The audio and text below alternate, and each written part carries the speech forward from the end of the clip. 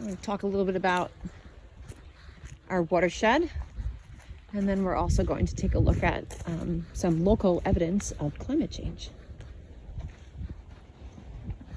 This is our first stop. So here I am at the lake at the South Shore Nature Center, and I'm facing north. What I want you to see is if I zoom in, the north side of the lake, there seems to be the source of the water. So many times people are curious about where the water comes from, but here you can see that it's actually flowing from just north of us and collecting here. And we're going to continue to walk south in this direction. We're going to follow the path of the water. Me and my two little nature guides here. We'll follow the path of the fresh water south and see what other adventures are ahead of us. Where was the snapping turtle when you came here this summer? Last summer. It was right there? For reals? Yeah. All right, so before we walk away from the lake, I wanted to take a closer look at some of the vegetation that's here. So it's hard to identify the trees at this time of year. They don't have any leaves, but if we look down, we can see some clues as to what types of trees they are. And I'm curious if you know which type of tree that is here by the lake, based on that type of leaf. And pay close attention to, I guess, the types of vegetation that are here by the fresh water. What type of plants do you think these are? You don't want to say a question? So here we are. You can see here that this lake starts to drain here. And now I'm actually looking south. And we see some fish in the water. Oh yeah, look. Or could they be tadpoles? I think they're fish, honey. Don't scare them, Sky. Those are fish. Those are fish. You're right.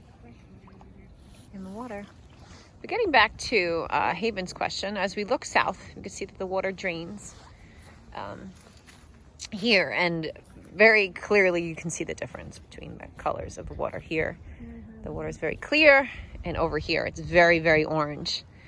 So Haven was curious about why this water is colored orange. And I said, well, there's some clues. So we can look and we see that this water is surrounded by many trees. The water is filled with all of those leaves. The water is shallow. It's stagnant, meaning it's not really moving. So some of this pigment, like that orange gold pigment, could very well possibly be the tannins or the pigments in the oak tree's leaves. Kind of acts like tea, like a tea bag, changes the color of the water when you make tea. The leaves, as they break down, they release their pigment, their tannins into the water, and it results in this brownish color. So it's not always pollution, sometimes it's just nature. So here we are, now we're facing north, and if we look really closely, you can see. You can see dirt. Like when I use this stick to dig under, you can see dirt. Well, that also helps us, Sky, to be able to see which direction the water is flowing. So if we're facing north, Sky, which direction is the water flowing? In the opposite direction. South. Very good. Yes, South. Nice job. And if we take a look around, we see lots of trees, right? And we can see The orange. the tannins, and we see some of these other plants that we saw before over by the lake. So what do you think? Do you think this water down here is fresh water or salt water? Fresh water. Right. I would agree.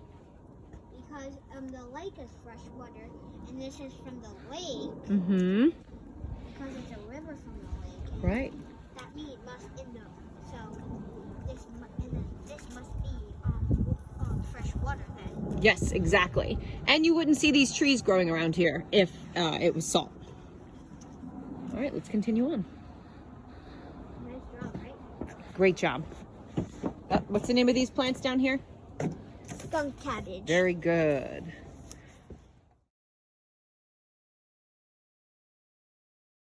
South, again, following the path of the water, the flowing of the water, and you can see that there are many different species of trees that are growing down here. And I say down here, I mean further south. You can see that they are still alive because I can notice all the leaves on the ground. You can see, although it's winter time, you're starting to get some grasses come up. Things are starting to sprout. So still a pretty good range of biodiversity at this portion, especially if I look backwards. Okay, so watch how the vegetation changes right here.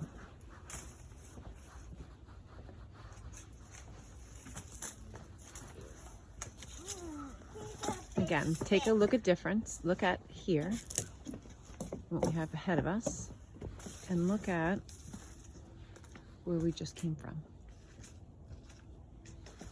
Look at those changes.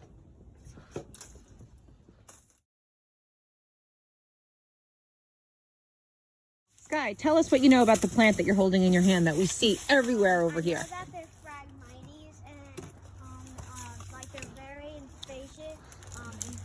And they take once here, it spreads the seeds and it keeps growing. It's an invasive species of the plant. Oh, you said it's an invasive species? Yeah. What does that mean? That means it's like when it spreads a lot. Like, let's say this one right here was the first, like one of up there, the tallest one, like right there. That one was the first one right there, and then it ended, and then it spread its seeds, and then that one spread, and then it keeps going like that and that. And those are the seeds? So one of the best ways, to I guess stop a plant from reproducing like this, if it's an invasive, would be to cut the tops off, huh? Yeah. But you can see where we have only seemingly one living type of vegetation here. We call that a monoculture, where just one type of plant seems to be thriving in this area. And like Sky said, it's invading, meaning it's taking over. So as we look up past the Phragmites, we see these types of trees are actually coexisting with the Phragmites. If we look down at the ground, you can see it's super wet and kind of swampy. So these are specific species of tree that can live or survive and thrive in a swampy area. These trees we have actually at Islip Middle School, right next to the lake Itasca that we study, and they are called swamp maples. And you can identify them by looking at their thin branches. And when you see their thin branches, it almost looks like cracked ice. Their patterns, almost like feathers all the way up there. So again, that's a species of tree that can survive and can thrive in this type of environment. Right, so we're at a stopping point, a platform here, again, closer to the south end of the park, and you can easily see how saturated the soil is here. Mommy, yes, Sky? You want to tell them about that? Yeah. All right, can I just point out this dead tree right here? Yeah. Yeah? I wonder why that tree died, Sky. Yeah. I wonder if that species of tree didn't really like the Phragmites. Right, definitely didn't like the Phragmites, but if you also notice, maybe it didn't like the wet soil. And look over here. So maybe when this tree first started to grow, it had the wet soil, and then the Phragmites were here, and it didn't like that, and so it died. We'll talk more about that. But yeah, this tree, a long time ago, was thriving here. And now you can see it no longer is alive. And I think we're going to see more examples of dead trees on our journey.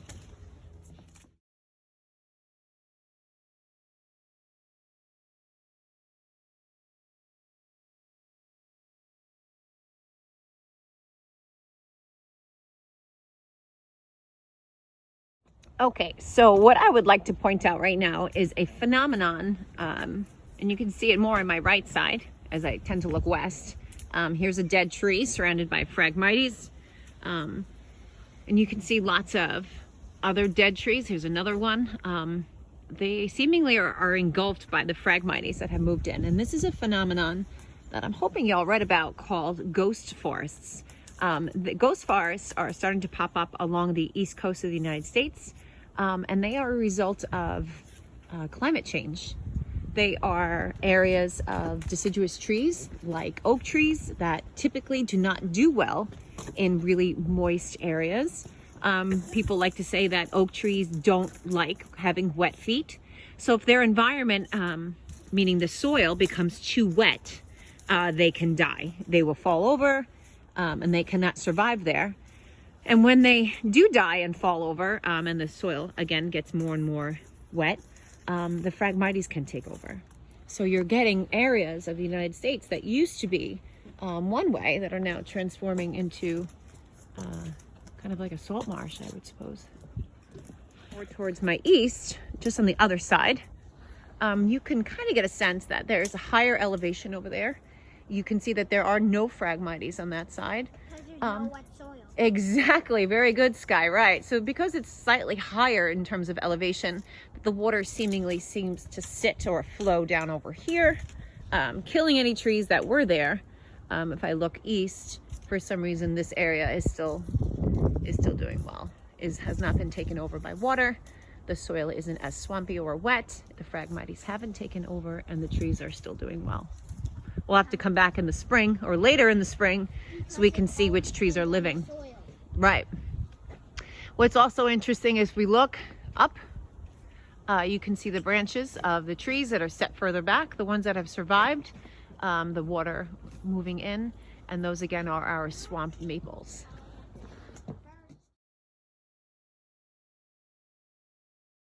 Here's a perfect example of the species of tree we were discussing earlier that actually can survive and do really well in this environment.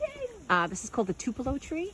We do have these at our school over by Lake Itasca, which often floods with fresh water. So it seemingly seems like a perfect spot for it, both here and there, back at our middle school.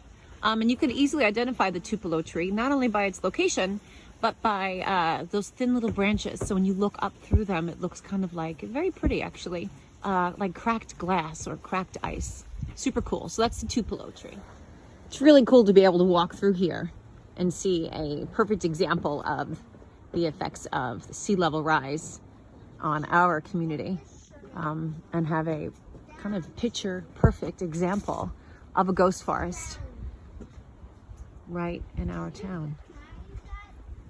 You see all these dead trees?